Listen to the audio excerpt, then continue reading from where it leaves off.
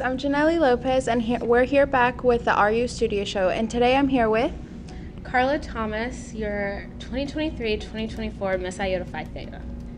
Awesome. So, can you tell us a little bit about your experience with the Iota pageant? It was a challenge.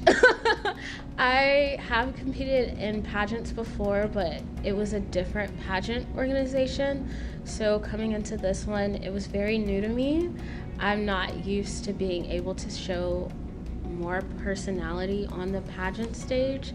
So although it was new, it was exciting because I felt like the judges and the audience could actually see all parts of me and not just the cookie cutter version, because I am nowhere near perfect, as we can see. But it was challenging in that aspect, but it was also really fun getting to be in a pageant with a group of girls who had never experienced pageantry. So it was kind of like we were all on the same playing field, because although I've done pageants, it was nothing like this, so I felt like I was starting at square one all over again. And also just being able to share our platforms with each other was also really fun, because we all had different platforms pretty much. Even though some people's majors were the same, like in the same spectrum as far as STEM, all of our platforms were completely different. So that was also pretty fun, and getting to know the brothers, for me personally, meet some of the brothers and just get to know them on a different level was really fun. It's a really fun group of people. It was, yeah. Awesome. So can you tell us a little bit more about your talent that you presented at the pageant? So for my talent, I performed Quando in Bo from Puccini's La Bohème. It's an Italian opera, and it's basically talking about the not so glamorous parts of life. In that specific song, I was playing Musetta. I was playing Musetta, and in the song, my very simple explanation of what's going on in that song is Musetta is this very beautiful woman, but she's lower class, but she uses her looks to her advantage. So the way I like to explain it is I was in a cafe with my sugar daddy, but I was trying to catch my attention of my on again, off again boo thing. So that's what was going on in that specific song.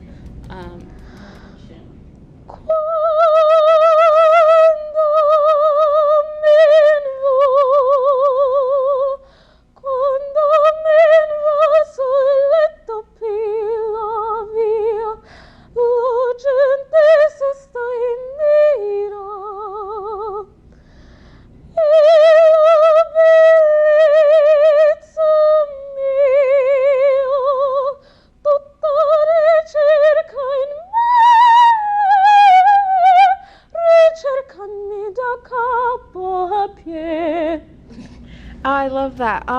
So I want to focus a little more on your platform. So could you please tell us what your platform was for the pageant?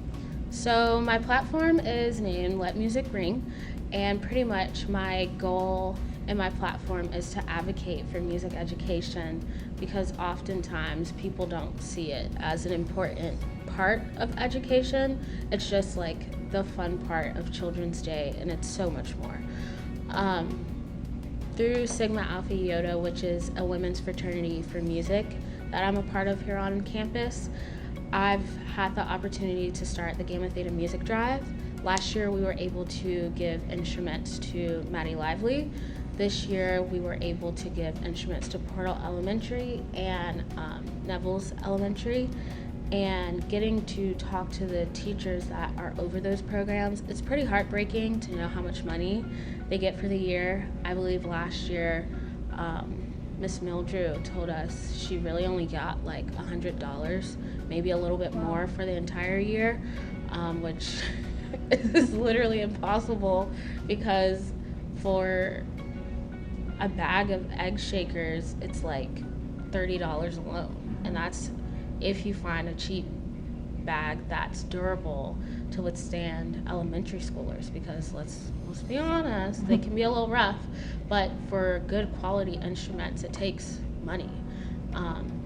So that's something that I want to continue in my platform. Also, just bringing awareness to the School of Music on the Georgia Southern campus, because we do a lot of great things. There are so many talented people in that building, and Foy is right across from Russell Union, but most people don't know what that building is.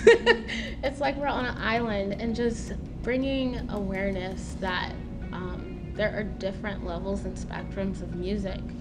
That's awesome. So can you tell me a little bit more about like one specific thing or event that you want to do to help your platform?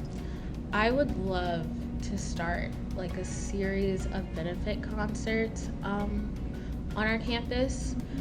Something like maybe once a month, where it highlights not only the music students on campus, but also people who do music who aren't necessarily majors. Like, there are some brothers who can play piano, RJ.